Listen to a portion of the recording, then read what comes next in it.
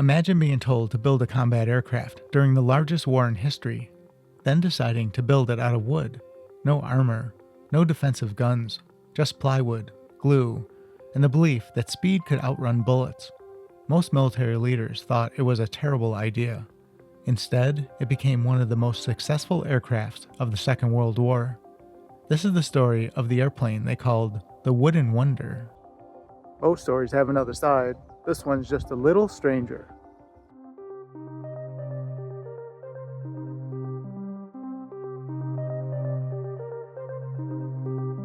I'm Bill, and this is Buffalo Air Park. Let's dive in.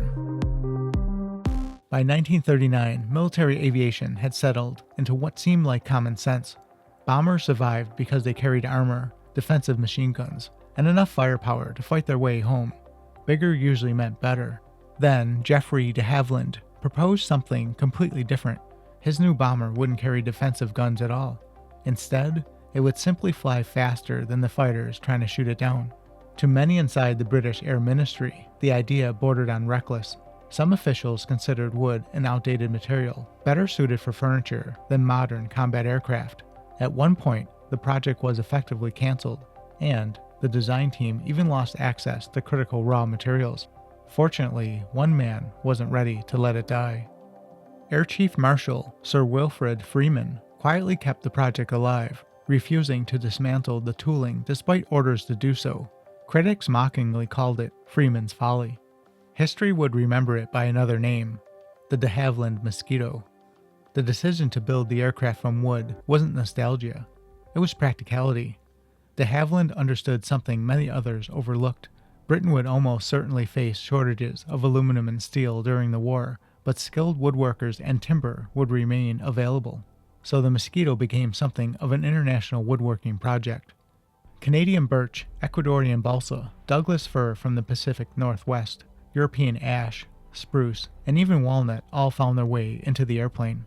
Because it wasn't an all-metal aircraft, production spread beyond traditional aircraft factories. Furniture makers, piano factories, and cabinet shops helped manufacture major components across Britain, Canada, and Australia. The fuselage itself was built in two large wooden halves formed over enormous molds.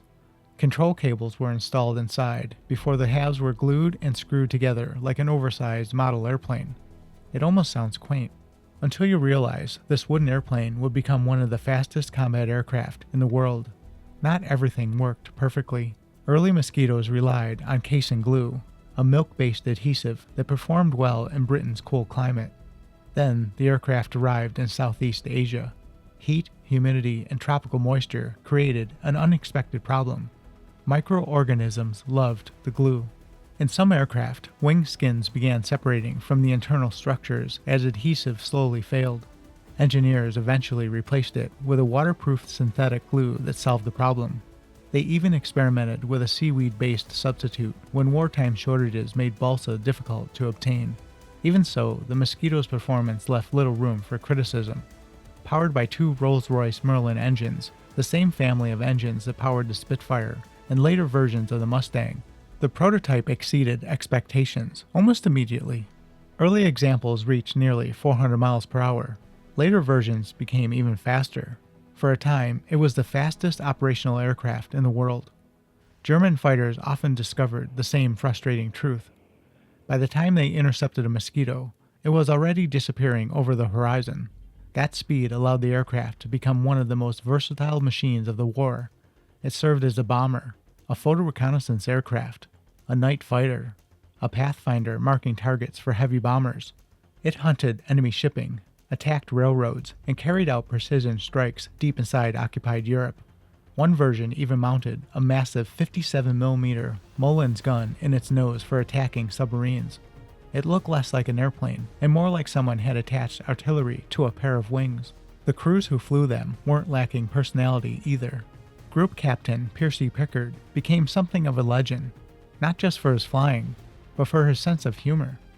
During a royal visit, King George VI noticed black barefoot footprints climbing up one wall of the officers' mess, continuing across the ceiling.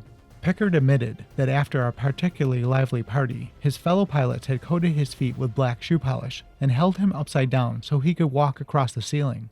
The king then pointed towards two especially large marks overhead and asked what had caused those.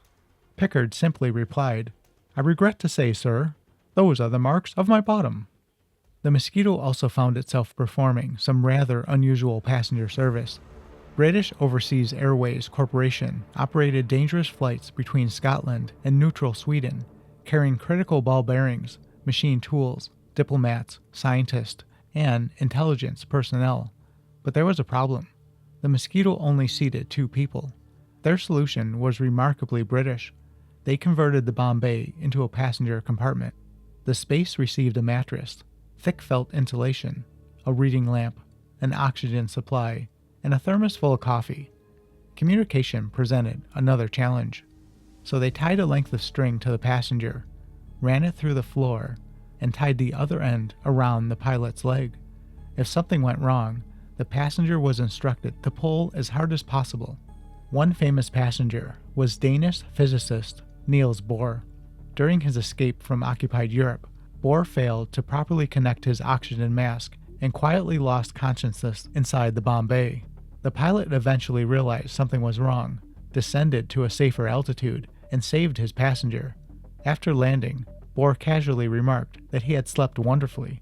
Perhaps the Mosquito's greatest achievements, though, wasn't tactical. It was psychological. On January 30th, 1943, Hermann Göring prepared to deliver a nationally broadcast speech celebrating the anniversary of the Nazi Party's rise to power. He had previously boasted that enemy aircraft would never appear over Berlin. At almost the exact moment his speech was about to begin, 3 Mosquitoes arrived overhead. Bombs fell around the broadcasting station.